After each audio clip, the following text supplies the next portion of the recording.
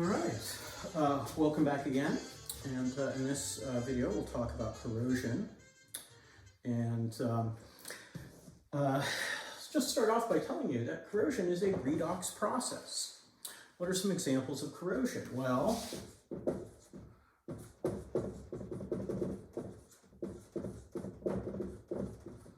rusting of iron. Anytime you go from having a solid metal to a metal in a compound where there's a charge on the metal, then you've got a redox process going on. You've got corrosion going on. So for example, silverware that's actually made of silver will tarnish because of reactions with sulfide ions, with sulfur rather, in the air. So if you kept them in an environment with absolutely no sulfur, you'd be okay. Copper actually will like turn green over time. Again, it's oxidizing, and that's what we consider corrosion. So let's just take a look at the rusting of iron. And at the anode, actually a pretty complex process, or somewhat complex process. So I'm just going to go over the essential parts. At the anode, we have iron, and it's going to iron 2 plus 2 electrons. Our cell potential here is 0.44 volts. Then at the cathode, again, anode is oxidation, cathode is reduction. At the cathode, we have oxygen, O2, plus 2H2O, I believe. Yes, 2H2O, 2H2O, plus 4 electrons goes to 4OH minus, 0.40 volts. So overall, we have 0.84 volts.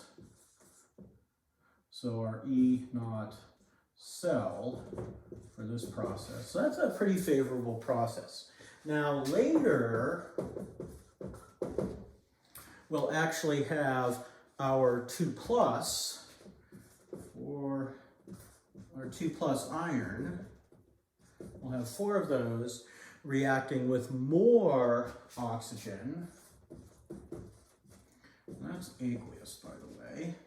Reacting with more oxygen and a bunch of water plus, what does the text say? 4 plus 2N, 4 plus 2N, H2O liquid. And that reacts to give 2 rusts, Fe2O3 dot NH2O solid, plus 8 protons, 8H plus aqueous. But the key here is our overall potential. Now, we have to have water present, or I guess we don't have to have it present, but the fact that we have water allows these iron 2 plus ions to move, and it allows the rust to continue to grow.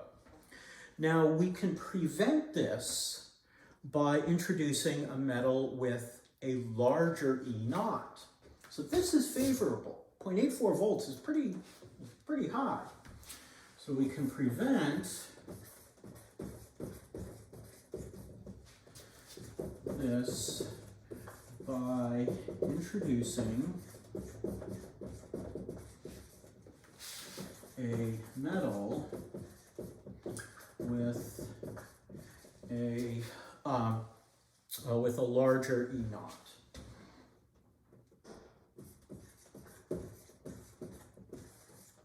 Or higher E naught, greater E naught. So for example, we could have zinc,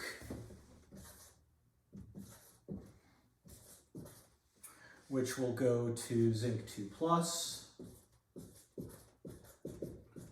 2 electrons, E minus, and our E naught here equals 0.76 volts. So I would compare this to that right there and say that, oh, this potential is greater. So this process is going to happen before this process happens.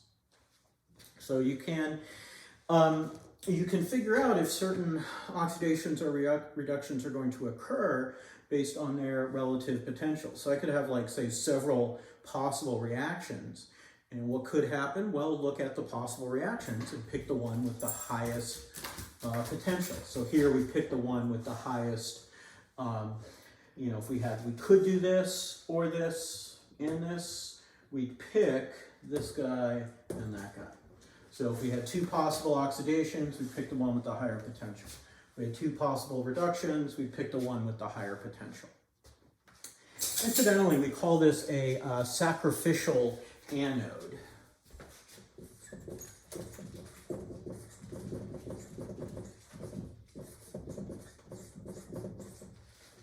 And, you know, I could ask questions. I think on old exams, I've asked multiple choice questions, which are, you know, which of the following metals can be used as a sacrificial anode for the protection of blah? You know, probably won't ask that because I'm not asking multiple choice questions.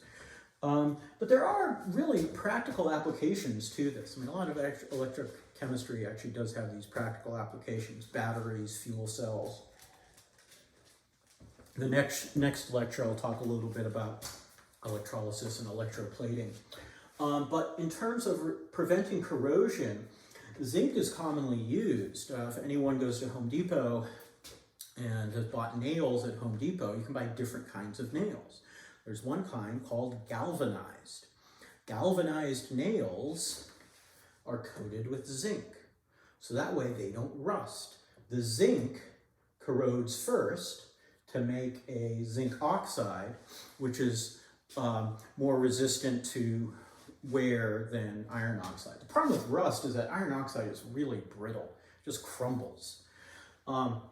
Stainless steel won't rust, or is more rust resistant, because in stainless steel you've got a whole bunch of iron, a bunch of carbon, that's steel, iron and carbon is steel, and a bunch of other materials, so other elements, and one of those is chromium.